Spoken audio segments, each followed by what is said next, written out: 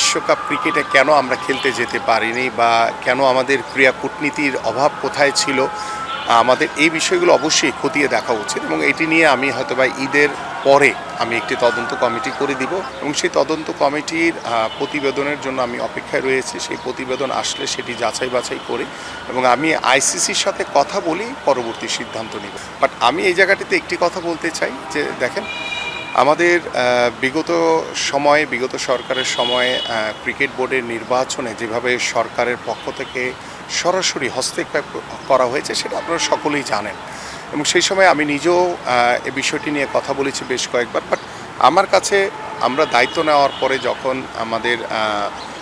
ক্রিকেটের সাথে যারা সংশ্লিষ্ট তারা যেভাবে ক্লাবগুলো থেকে একটি অভিযোগ এসছে, বিভিন্ন জেলা লেভেল থেকে অভিযোগ আসছে, সেই অভিযোগগুলোকে আমরা আমলে নিয়ে আমরা একটি তদন্ত কমিটি করেছি এবং সেই তদন্ত কমিটির প্রতিবেদনের জন্য আমি অপেক্ষায় রয়েছি। সেই প্রতিবেদন আসলে সেটি যাচাই বাছাই করে এবং আমি আইসিসির সাথে কথা বলি পরবর্তী সিদ্ধান্ত নিব। বাট এর আগে এই বিষয়টি নিয়ে আমার মনে হয় যে আর কোনো কথা না বলাই ভালো। আমি আসলে যেটি আমি অলরেডি বলেছি, তদন্ত কমিটিকেও একটি নির্দেশনা দেওয়া আছে ক্রীড়া পরিষদের মাধ্যমে, যেটি বলা হয়েছে যে শতভাগ এই যে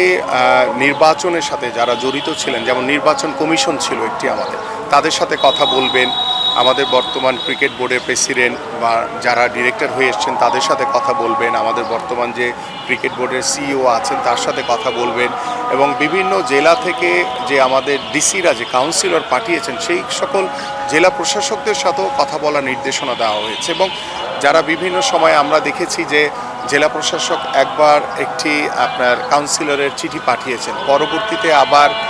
আরেকটি চিঠির পরিপ্রেক্ষিতে তারা সেটিকে চেঞ্জ করে আরেকবার কাউন্সিলর পাঠিয়েছেন। এই যে একটি অভিযোগ, এই যে একটি প্রশ্নবিদ্ধ যে বিষয়টি আমাদের সকলেরই নজরে এসছে, তো আমার কাছে মনে হয়েছে যে এই অভিযোগগুলোর একদম নিরপেক্ষ তদন্ত হওয়া উচিত এবং সেই তদন্ত হওয়ার পরিপ্রেক্ষিতে আমি আশা করি সেই প্রতিবেদন আমার কাছে আসার পরে আমরা আমাদের যারা এই তদন্ত কমিটির সাথে রয়েছেন তাদের সাথে কথা বলে এবং আমি আইসিসির সাথে কথা বলে নিজে কথা বলে তারপরে পরবর্তী পদক্ষেপ নিব। আমি ইতিমধ্যে এই বিষয়গুলো নিয়ে কথা বলেছি যে আমাদের বিশ্বকাপ ক্রিকেটে কেন আমরা খেলতে যেতে পারিনি বা কেন আমাদের ক্রীড়া কূটনীতির অভাব কোথায় ছিল,